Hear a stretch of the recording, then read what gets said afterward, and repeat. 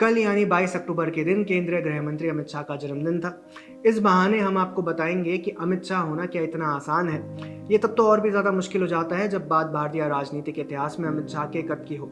जी हाँ, आसान नहीं है। फर्जी मुकदमों में फंसाए जाने के बाद भी हिम्मत से खड़े रहना, लड़ना और जीतना आसान नहीं है। सोहराबुद्दीन एनकाउंटर के फर्जी मामले में गिरफ्तारी के बाद कांग्रेस सरकार की जेल में 3 महीने तक बंद रहना और फिर सीना चौड़ा कर मुस्कुराते हुए राजनीति की लड़ाई लड़ना। लोग टूट जाते हैं एक बार जेल जाने में, लेकिन शाह को तो उनके ही राज्य से, उनके ही घर से, उनके अपने लोगों से दूर कर दिया गया था।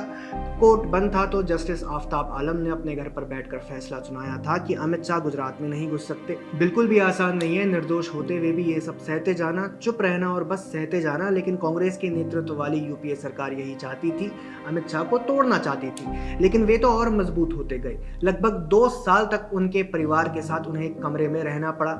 ये दिल्ली का गुजरात भवन था। ये वे 2 साल थे जब पूरा कांग्रेसी सिस्टम उनके विरुद्ध खड़ा था। इकोसिस्टम से, वामपंथी मीडिया से, कांग्रेसी पार्टी से, अंतर्राष्ट्रीय मीडिया से, विपक्षी नेताओं और कार्यकर्ताओं से सब कुछ सुना, झेला, सहा, लेकिन लड़ते रहे, टूटे नहीं। जानते हैं कि निर्णय क्या था? जज साहब ने अमित शाह को सोहराबुद्दीन मामले में बाइज्जत बरी किया था।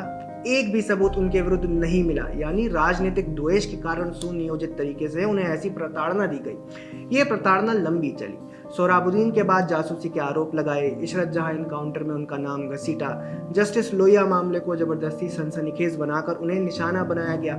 शाह शांत रहे, लड़ते रहे, जूझते रहे, इस उम्मीद के साथ कि एक दिन ये अंधेरा जरूर छटेगा। जानते हैं निर्णय क्या था? जज साहब ने अमित शाह को सभी मामलों में निर्दोष पाया। एक भी मामले में शाह के विरुद्ध एक भी सबूत कभी नहीं मिला। इसीलिए हम कहते हैं कि आसान नहीं है अपनी विचारधारा के लिए इतने वर्षों तक अपमान, घृणा, तिरस्कार, आरोप, कानूनी कार्रवाई से लड़ना और जीतते जाना।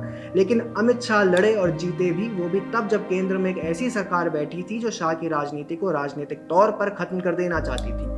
लोग ट्वीट करेंगे, रील बनाएंगे और बड़ी आसानी से कह देंगे कि शाह तो बड़े चाणक्य हैं।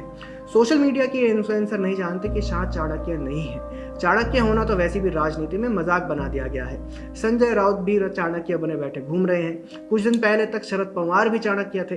कभी कभी कुछ लोग राहुल गांधी को भी चाणक्य कह देते हैं। अमित शाह चाणक्य नहीं है। अमित शाह है, शायद इसीलिए क्योंकि उन्हें चाणक्य बनने में दिलचस्पी नहीं है। वो अमित शाह जो गुजरात की मोदी सरकार में सबसे कम उम्र के मंत्री बने। वो अमित शाह जिन्होंने गुजरात में एक साथ सफलतापूर्वक 12 मंत्रालय संभाले। वो अमित शाह जिन्होंने गुजरात में आतंकवाद की कमर तोड़ी और जब 2004 में कांग्रेस के नेतृत्व वाली यूपीए सरकार ने तुष्टिकरण के लिए आतंकवाद निरोधी अधिनियम 2002 वापस लिया, तब शाह ने गुजरात में आतंकवाद के लिए सख्त कानून की नींव रखी। अमित शाह को सोशल मीडिया के इन्फ्लुएंसर भाजपा को चुनाव जिताने तक सीमित कर देते हैं। इसमें राइट विंग के लोग भी शामिल हैं। उन्हें चुनावी रणनीतिकार बनाने तक सीमित कर देते हैं, उन्हें सरकार बनवाने की मशीन तक सीमित कर देते हैं। पर याद रखिए, अमित शाह सिर्फ चुनावी रणनीतिकार नहीं है। अमित शाह वो है जिन्होंने गुजरात में धर्मांतरण रोकने के लिए फ्रीडम ऑफ रिलीजन कानून बनाने का रास्ता बनाया।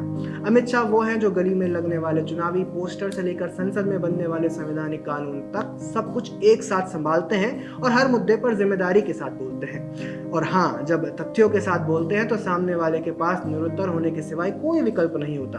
वे नेताओं के नेता कहे जा सकते हैं, वे प्रशासकों के प्रशासक कहे जा सकते हैं, वे रणनीतिकारों के रणनीतिकार कहे जा सकते हैं, लेकिन वास्तव में वे हैं अमित शाह। वो अमित शाह जो 2014 में पीएम मोदी के साथ मिलकर कांग्रेस की सल्तनत को उखाड़ फेंकते हैं और लोगों को तब पता चलता है जब चुनावी परिणाम आता है। वो अमित शाह जो विचारधारा की लड़ाई लड़ते हैं और बार बार भाजपा की जीत में बड़ी भूमिका निभाते हैं। भाजपा को देश की सबसे बड़ी पार्टी बना देते हैं, भाजपा का अभेद संगठन बना देते हैं, कार्यकर्ताओं की फौज खड़ी कर देते हैं। वो है अमित शाह। अमित शाह होना आसान नहीं है। कहाँ आसान है विचारधारा के लिए कमिटमेंट के साथ आगे बढ़ते जाना। ये उनका कमिटमेंट ही है कि 2014 के बाद आज तक वे किसी विदेश यात्रा पर नहीं गए। वे विदेशी डेलीगेशन और लोगों से भी ज्यादा नहीं मिलते। संघ की शाखाओं में बचपन, नरेंद्र मोदी के साथ गुजरात की गलियों में विचारधारा के लिए काम करते हुए जवानी और अब रायसीना हिल पर देश के लिए काम करने वाले अमित भाई शाह और उनकी राजनीति को द पैम्फलेट की ओर से शुभकामनाएं।